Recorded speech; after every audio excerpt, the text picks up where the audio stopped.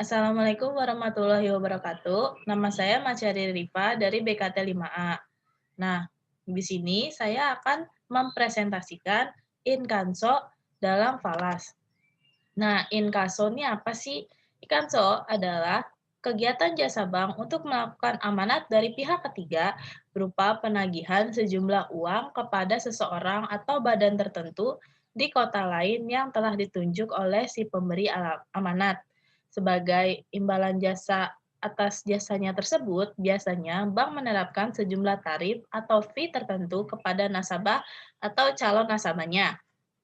Nah, inkaso falas atau collection itu adalah salah satu bentuk layanan penagihan kepada pihak ketiga atau bank yang berada di luar negeri ataupun di dalam negeri atas warkat valuta yang diajukan oleh nasabah untuk ditagihkan atau dicairkan kepada bank yang tertarik secara langsung atau melalui perantara atau collection agent. Nah, mata uang yang digunakan dalam inkaso warkat ini umumnya tergantung koresponden banknya, yaitu biasanya USD, SGD, AUD, dan lain-lain.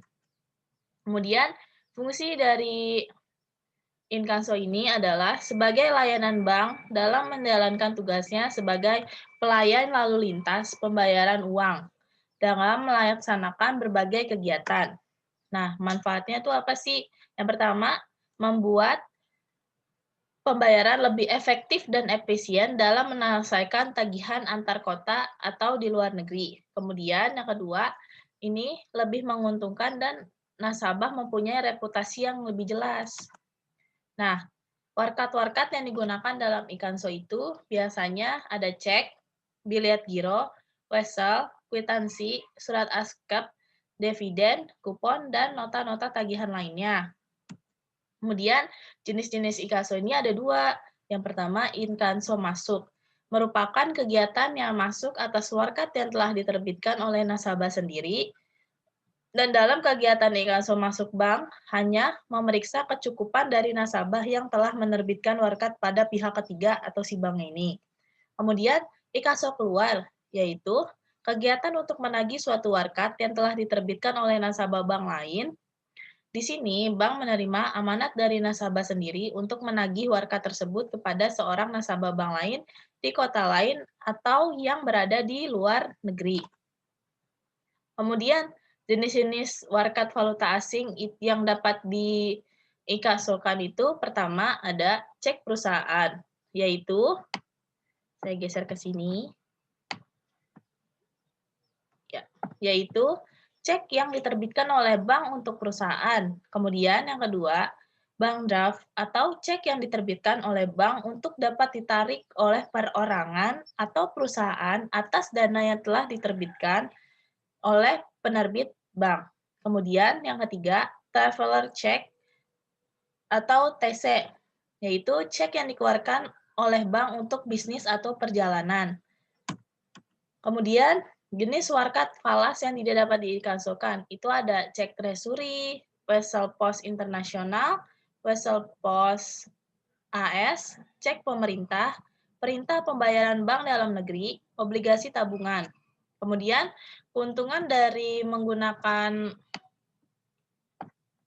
inkaso ini yang pertama, kemudahan dalam penagihan pembayaran warkat dalam valuta asing dengan biaya yang kompetitif. Kemudian biayanya relatif lebih murah. Terus dokumen pengapalan tidak akan diserahkan kepada importir sebelum importir tersebut melakukan pembayaran atau mengakseptasi wesel. Dan yang terakhir, importir dapat menunda pembayaran sampai barang tiba di tujuan. Nah, ini ada risikonya juga. Kalau ada keuntungan pasti ada kerugian atau risiko. Nah, bagi risikonya ini, bagi eksportir tidak ada jaminan pembayaran dari importir. Kemudian, eksportir dapat menanggung kerugiannya. Jika terjadi non-payment atau no acceptance, pengurusan barang di negeri lain belum tentu mudah. Karena biasanya ini disebabkan oleh kebijakan yang ada di negara-negara tersebut. Kemudian, jika terjadi default importir, reputasinya di mata internasional akan rusak.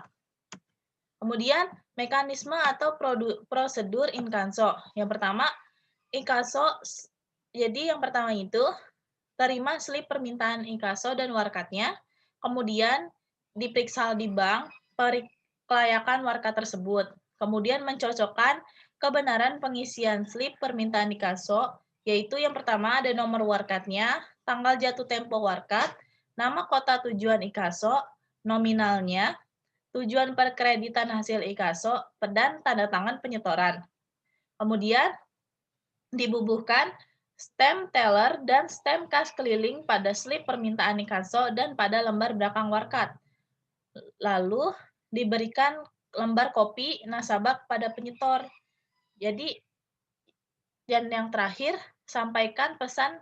Jadi kita menyampaikan pesan kepada penyetor bahwa kurang lebih 3 hari kerja setelah tambal efektif agar menghubungi bank terkait guna menanyakan hasil inkaso. Oke, segitu aja presentasi dari saya. Terima kasih. Wassalamualaikum warahmatullahi wabarakatuh.